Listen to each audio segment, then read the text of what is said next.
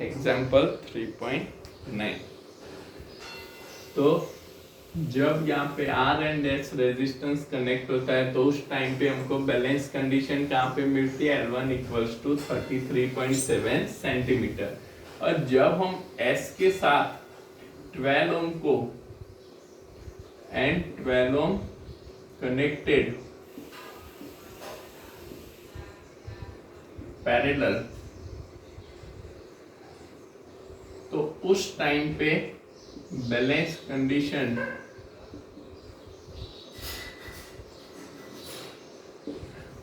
L1 dash अगर हम लेते हैं तो वो हमको मिलती है 51.9 सेंटीमीटर। अब हम दोनों कंडीशन को यूज करके हमको फाइंड करना है R and S resistance. R and S को हमको निकालना है। तो एज वी नो दैट कि भाई हमारा मीटर ब्रिज का इक्वेशन क्या है, तो R by S equals to L1 by 100 minus L1। ये मीटर ब्रिज का फॉर्मूला था। यहाँ पे R बाई S या आप R X बाई Y कुछ भी ले लो। ये क्या है, तो गैप R क्या है, गैप 1 का रेजिस्टेंस, S क्या है, गैप 2 का रेजिस्टेंस। तो R by S equals to L1 upon 100 minus L1। अब यहाँ पे L1 अगर हम लेते हैं तो L1 तो हमको दिया है 33.7 centimetre. 33.7 centimetre divide by 100 minus 33.7 centimetre. तो सेंटीमीटर सेंटीमीटर कैंसल हो जाता है। तो R बाई S हमको यहाँ पे मिलेगा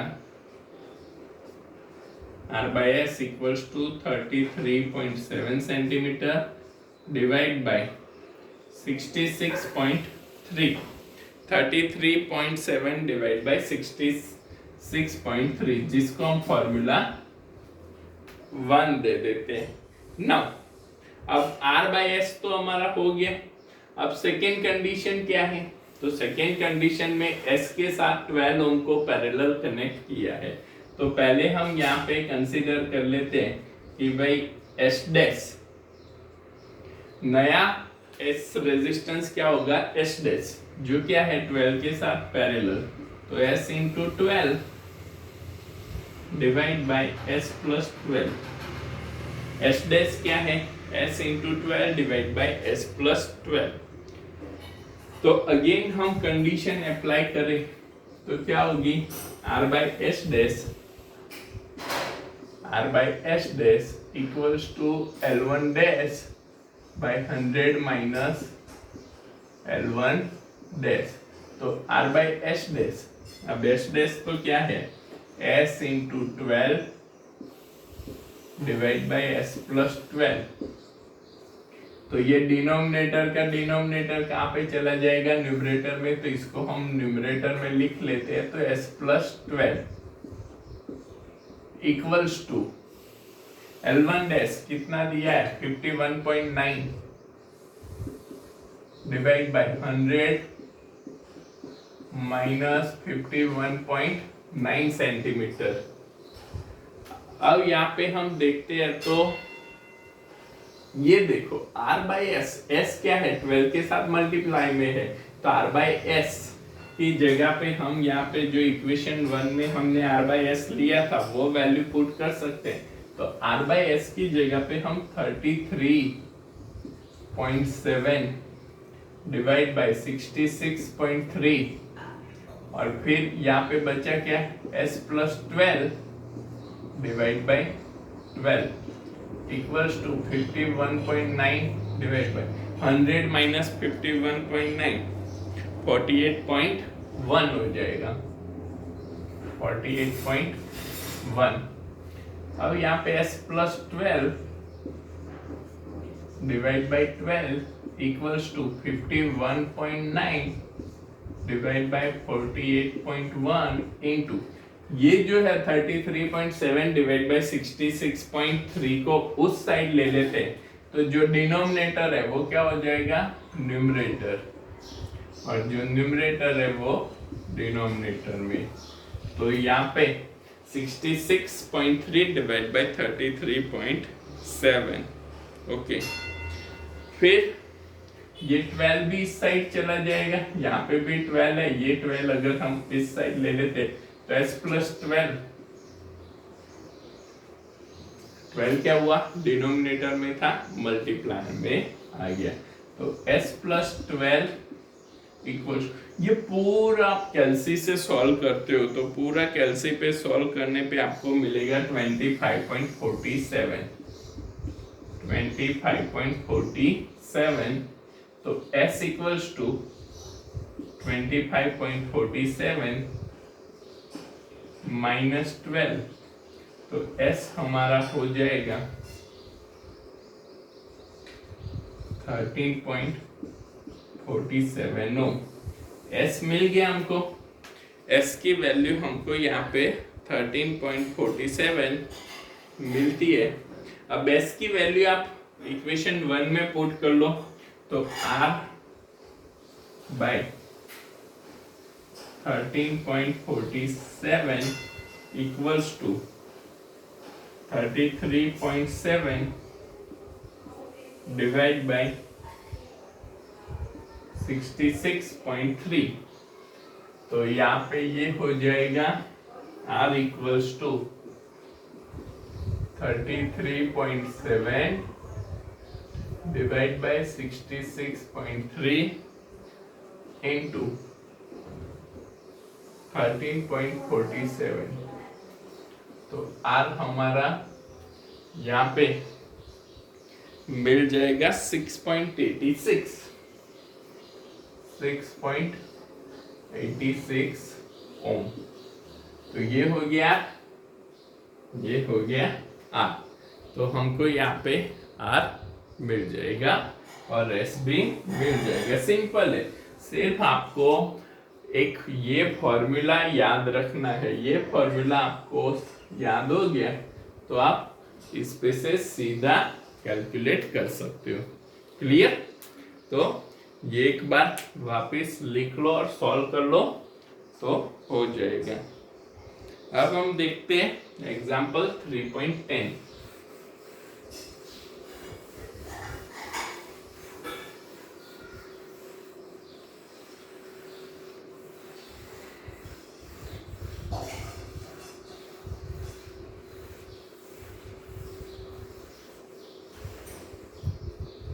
Example 3.10.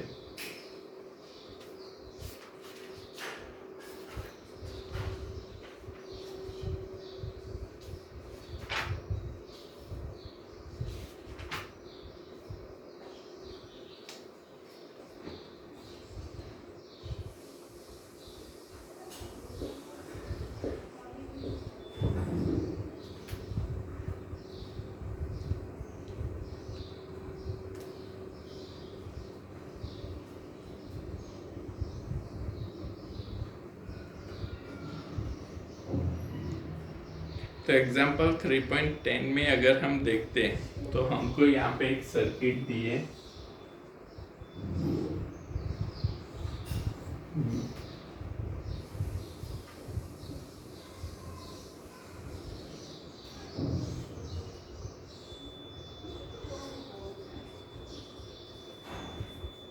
I am not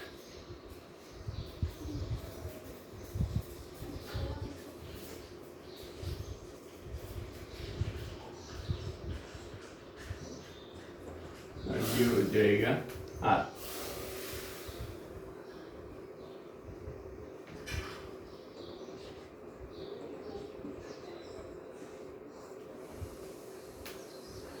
A, B and C। अब हमको यहाँ पे क्या बोला है, resistance of R ohm draws current from a potentiometer. The potentiometer has a total resistance R0 ohm as in figure. A voltage V is supplied to the potentiometer. Derive an expression for the voltage across the resistance R when the sliding contact is in the middle of the potentiometer. हमको यहाँ पे एक potentiometer दिया है जिसका resistance R0 है। अब उसके साथ हमने एक R रेजिस्टेंस कनेक्ट किया है। और ये पोटेंशियोमीटर को V सप्लाई हम प्रोवाइड करते हैं। तो हमको यहाँ पे ये R रेजिस्टेंस है, R रेजिस्टेंस के अक्रॉस का वोल्टेज निकालने के लिए पूछा है, मतलब V डैश हमको कैलकुलेट करना है। तो V डैश कैलकुलेट करने के लिए अब V डैश हमको निकालना है, तो कैसे हम इसको कैलकुलेट कर सकते हैं वो समझो। अब ये जो स्लाइडिंग कॉन्टेक्ट है कहाँ पे है, मिडल में है। अब मिडल में है तो ये आधा रेजिस्टेंस R0/2 और ये आधा रेजिस्टेंस R0/2 हो जाएगा। तो दोनों रेजिस्टेंस क्या हो गए, R0/2, ये R0 है, हाफ हाफ डिवाइड हो जाएगा, मिडल कांटेक्ट में है इसलिए हाफ हाफ डिवाइड हो जाएगा। अब यहाँ पे ये दोनों क्या हो गए, R0/2 और R दोनों तो क्या हो गए, पैरेलल हो गए। तो now resistance between A and B, तो A एंड B का रेजिस्टेंस हम R डैश ले लेते हैं। तो R डैश दोनों पैरेलल है, दोनों पैरेलल है तो क्या हो जाएगा, R into R0/2 divide by R plus R0/2। तो इसको आप सिंप्लीफाई करो तो R इंटू R0/2 और ये 2 इधर LCM होगा तो 2R प्लस R0/2, 2 कैंसिल हो गया। तो यहाँ पे R डैश हमको मिलेगा R0/2R प्लस R0, इसको 1 ले लो। तो A और B का रेजिस्टेंस जो हमको मिला वो B और C के रेजिस्टेंस के साथ कैसा होगा, सीरीज होगा। तो अब सीरीज है तो नाउ टोटल रेजिस्टेंस, ये दोनों के बीच का टोटल रेजिस्टेंस क्या हो जाएगा,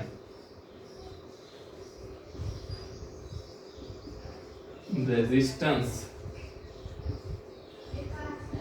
बिटवीन A एंड C। अब A एंड C का रेजिस्टेंस अगर हम यहाँ पे लेते हैं तो A एंड C का रेजिस्टेंस क्या हो जाएगा, R double dash equals to R double dash equals to R dash plus R0/2, R dash plus R0/2। Okay, तो हमको ये R डबल डैश मतलब A और C का टोटल रेजिस्टेंस मिल गया। Now current in a circuit, कि भाई कितना करंट फ्लो होगा। तो current in a circuit I equals to V by R double dash, तो V by R dash plus R0/2, V by R dash plus R0/2, current I मिल गया ये। तो now voltage across R is, तो R के across में कितना voltage मिलेगा, तो वो तो V डैश हमने लिया है। अब V डैश इक्वल्स टू क्या हो जाएगा, तो as per Ohm's law V dash equals to I into R dash, क्योंकि V डैश कहाँ पे मिलेगा, इधर मिलेगा, और ये टोटल इक्विवेलेंट रेजिस्टेंस तो कितना लिया है, R डैश हमने लिया है। तो V dash equals to I into R dash. अब I हमको पता ही है, V by R dash plus R0/2 into R dash into R dash. अब R डैश की वैल्यू पुट कर लो तो V R डैश कितना था, R0 divide by 2R plus R0, R0 divide by 2R plus R0 plus R0/2 into इधर भी R dash क्या हो जाएगा, R0 divide by 2R plus R0 अब यहाँ पे 2 और 2r प्लस r0 एलसीएम ले लेते हैं, तो v dash equals to 2v r0 divide by, ये 2 इधर एलसीएम हो गया, 2r इंटू r0, ये 2 इधर एलसीएम हो गया, और ये 2r प्लस r0 इधर एलसीएम हो गया, तो प्लस r0 ब्रैकेट में 2r प्लस r0, और ये r into r0 divide by 2r plus r0 ऐसे ही रहेगा। तो यहाँ पे 2r plus r0, 2r plus r0 cancel हो गया। अब सिंप्लीफाई करो इसको, तो v डैश इक्वल्स टू क्या हो जाएगा, तो 2r r0 divide by 2r r0 plus 2r r0 plus r0 square,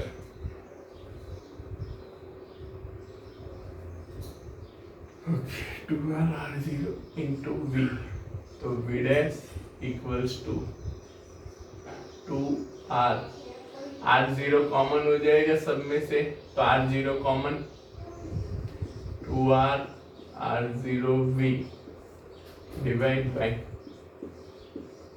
r0 into 4r plus r0, r0 r0 cancel, तो बचा क्या, v dash equals to 2rv divide by 4r plus r0।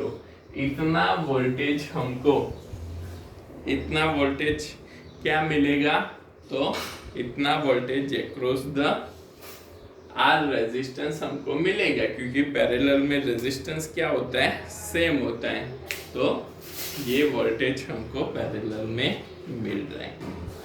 Okay बेटा, तो ये हो जाएगा आपका example 3.10।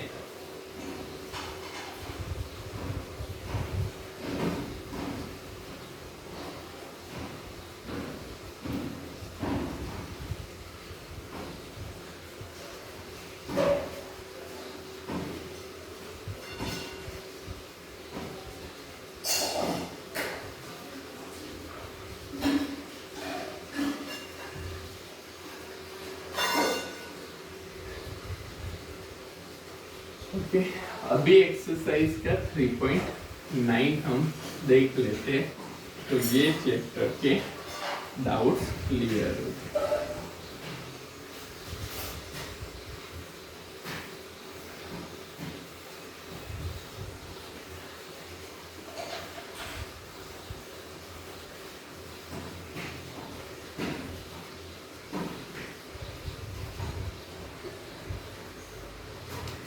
तो exercise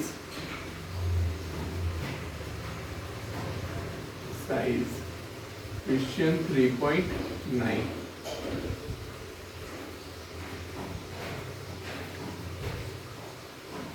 again KVL KCL loop, Kirchhoff's law अच्छे से समझ लोगे तो ये इजीली हो जाएंगे।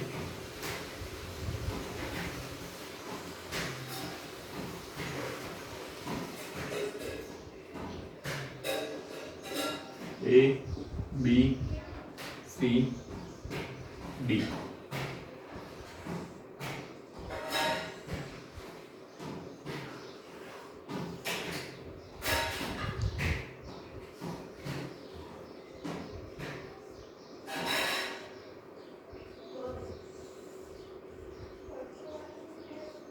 Ten volt and 10 ohm, 5 ohm, 5 ohm, 5 ohm, 10 ohm, okay, अब पहले ही नज़र में अगर हम देखते हैं तो ये हमको कुछ कुछ कैसा लगेगा कि भाई ये वेस्टर्न ब्रिज जैसा है, पर ये वेस्टर्न ब्रिज नहीं है। हमको यहाँ पे ईच ब्रांच में से करंट निकालने के लिए बोला है, find the current in each branch.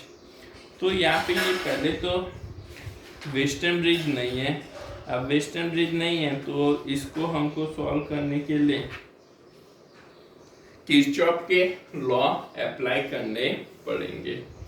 तो पहले तो हम अगर देखें तो लूप कौन सी लग सकती है, ए बी डी ए, फिर बी सी डी ए, और ए बी सी, और सप्लाई भी आना चाहिए ना, इसलिए ए बी सी सप्लाई में से जाके वापस ए में। अब इससे पहले करंट का डिस्ट्रीब्यूशन, तो करंट डिस्ट्रीब्यूशन अगर हम समझे यहाँ पे तो टोटल करंट कितना जा रहा है, आई करंट जा रहा है। I current is divided in I1 and I2। Okay, फिर इधर से हम एज्यूम कर लेते हैं ये करंट है हमारा I3। तो जब ये I3 है तो यहाँ पे ये क्या हो जाएगा, I1 माइनस I3, और यहाँ पे ये I2 करंट आ रहा है, इधर I3 आ रहा है, इसलिए I2 प्लस I3, वापिस I3 कैंसिल हो जाएगा तो I1 प्लस I2, मतलब I इक्वल्स टू हमको यहाँ पे I1 प्लस I2 करंट मिल रहे हैं। अब पहला लूप हम अप्लाई करते हैं A B D A, apply loop in A B D A. अब ए बी डी ए में लूप अप्लाई करते हैं तो क्या होगा, तो ए बी डी ए में लूप अप्लाई करते हैं उस टाइम पे हमको यहाँ पे -10 into I1 -5 I3 plus 5 I2 equals to 0 मिलेगा। Okay, -10 I1 -5 I3 plus 5 I2 equals to हमको यहाँ पे से क्या मिल जाएगा, 0। ये -10 I1 को उस साइड ले लेते हैं तो 10 I1 माइनस है 10 I1 equals to 5 I2 minus 5 I3 हम लिख सकते हैं। ये इस साइड ले गए 5 I2 माइनस 5 I3। अब 5 तो कैंसिल हो जाएगा, तो जब यहाँ पे 5 कैंसिल हो जाता है तो 2 I1 इक्वल्स टू क्या होगा, I2 माइनस I3, फॉर्मूला 1 दे देते हैं। नाउ सेकेंड लूप अप्लाई करते हैं, तो apply the second loop B C D B.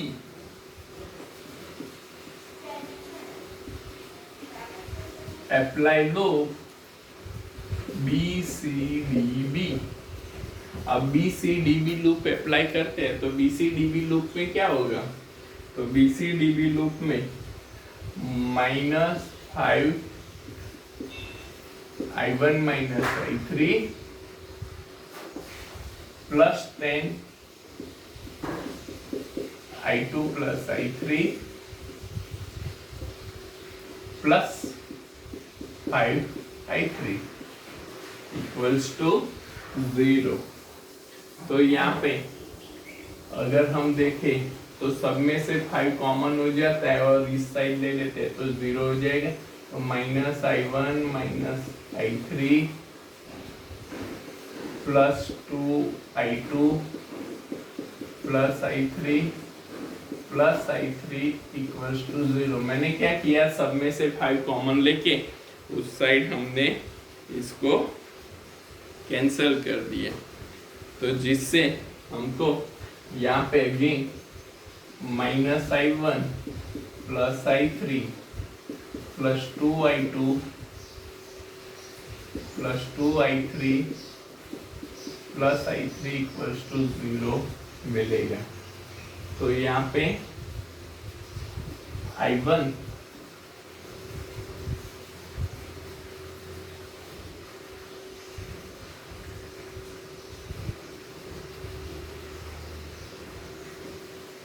equals to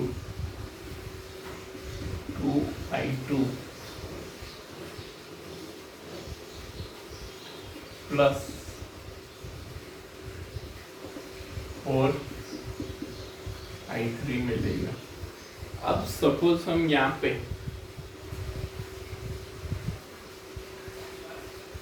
I1 तो हमको मिल गया, ओके। इसको अगर हम 2 से, यहाँ पे 2I1 है तो 2 से मल्टीप्लाई कर लेते हैं, तो 2I1 equals to 4I2 plus 8I3। ये क्या है? इक्वेशन 2। अब 2I1 देखो तो दोनों को कंपेयर कर सकते हैं, तो I2 minus I3 equals to 4I2 plus 8I3। Okay, तो यहाँ पे 4I2 को इस साइड ले लेते हैं, तो I2 minus 4I2 equals to minus I3 इस साइड गया, 8 प्लस 1 माइनस है, प्लस हो जाएगा 9I3, तो minus 3I2 equals to 9I3, तो I2 equals to minus 3I3 हम लिख सकते हैं। I2 इक्वल्स टू क्या हो गया? Minus 3I3। तो हमको यहाँ पे एक तो I2 मिल गया, फिर अब ये जो I2 की वैल्यू है इसको 1 में पुट कर लेते हैं, तो हमको I1 भी मिल जाएगा, तो 2I1 equals to minus 3I3, I2 की जगह पे minus 3I3 and minus I3, तो माइनस 4I3, तो माइनस 4 और 2 माइनस 2 I3 मिलेगा, जिसको इक्वेशन 4 दे दो। तो I1 equals to minus 2I3 भी हमको मिल गया। I1 I2 की वैल्यू है। अब I1 और I2 की वैल्यू किसी भी एक फॉर्मूला में, जैसे कि अभी एक लूप हम अप्लाई करते हैं, A B C और ये EMF, अप्लाई लूप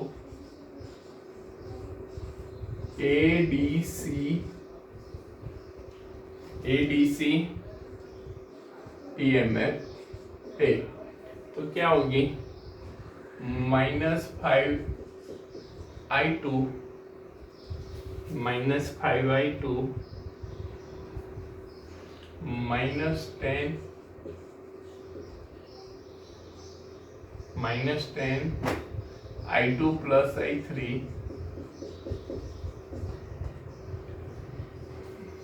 प्लस 10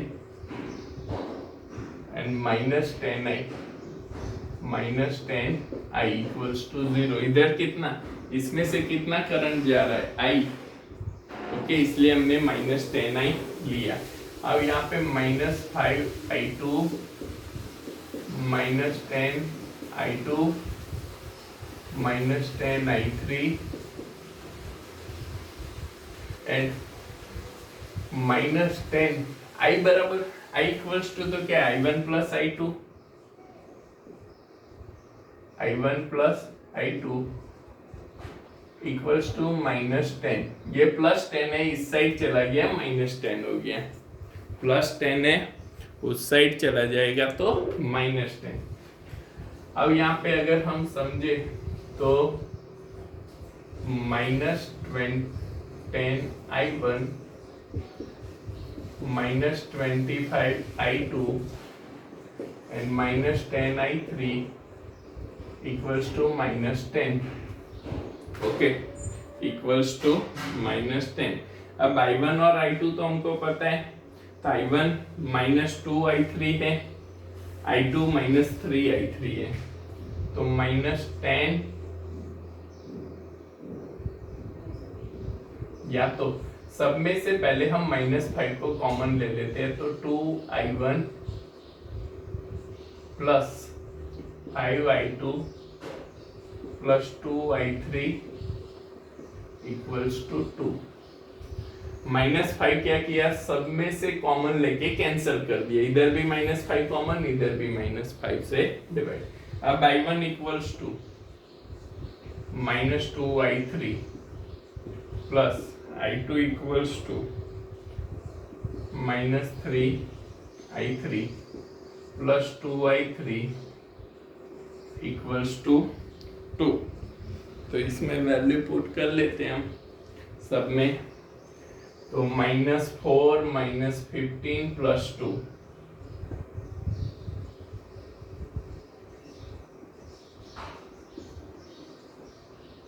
21, -19 और +17 -17i3। इसको सॉल्व करते हैं पूरा सबको, तो कितना आ जाएगा, -17i3। तो i3 इक्वल्स टू -2/17 -2/17 एम्पियर, ये मिल गया i3। अब i1, तो i1 इक्वल्स टू तो क्या है, -2i3। i1 equals to -2i3, तो -2/17 इक्वल्स टू 4/17 एम्पियर। इतना i1 equals to 4/17 ampere. i1 भी मिल गया। i2 क्या है, i2 equals to -3 i3 -3 -2/17 6/17 ampere. अब i1 i2 i3 हमको मिल गए। अब A to B ब्रांच में कितना करंट जा रहा है, तो i1 वो आप सीधा लिख सकते हो 4/17, मतलब AB ब्रांच में कितना करंट जाएगा, 4/17 एम्पियर। फिर AD में कितना जाएगा, तो i2 A to D में कितना जा रहा है, i2, तो i2 क्या हो जाएगा, 6/17 एम्पियर। ठीक है। फिर B to C, BC में कितना जा रहा है, i1 -i3 i1 कितना है, 4/17 और i3 -2, तो -2/17 प्लस हो जाएगा 6/17 एम्पियर। BC में कितना जाएगा, 6/17 एम्पियर। और DC, तो DC में i2 plus i3 i2 plus i3 i2 6/17 -2/17, तो इसमें कितना जाएगा, 4/17, 6 - 2 4/17 एम्पियर। DC का हो गया। BD में कितना जा रहा है, i3, BD में कितना जा रहा है, i3 कितना है, -2.17 एम्पियर। तो हर एक ब्रांच का करंट आप ऐसे लिख सकते हो। तो ये होगी एक्सरसाइज का क्वेश्चन नंबर 3.9। ओके, देख लो, समझ लो और एक बार खुद ट्राई कर लो तो याद हो जाएगा। और कुछ डाउट हो तो बोलना, बाद में मुझे मैसेज कर देना।